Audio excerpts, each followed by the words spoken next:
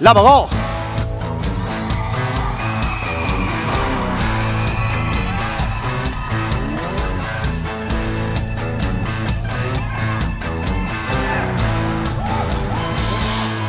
lên hay rồi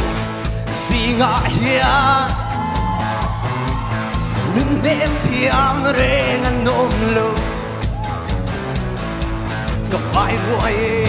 dần lên gì ngã cần lung tung tu re ngăn nôm lơ suy lung ngã lên nghe mày ô nằm trên du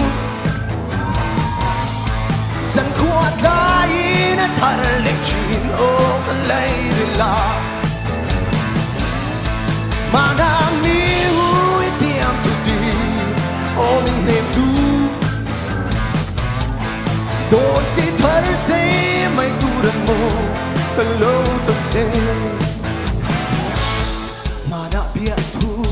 mình tan dung khó ater mày mô mình lòng tan mà ngày biết tu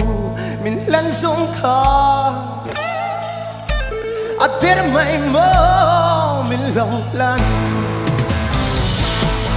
suy lung ngỡ lên nghe mày ô nằm trên du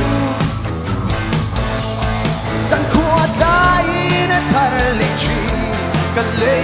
lại mà đã mi ui tiang tu đi ô mình hết tu đôi tí thở say mày tu đàn bồ cả lâu tuần say suy lung ngỡ lên nghe mày ô mình nên tu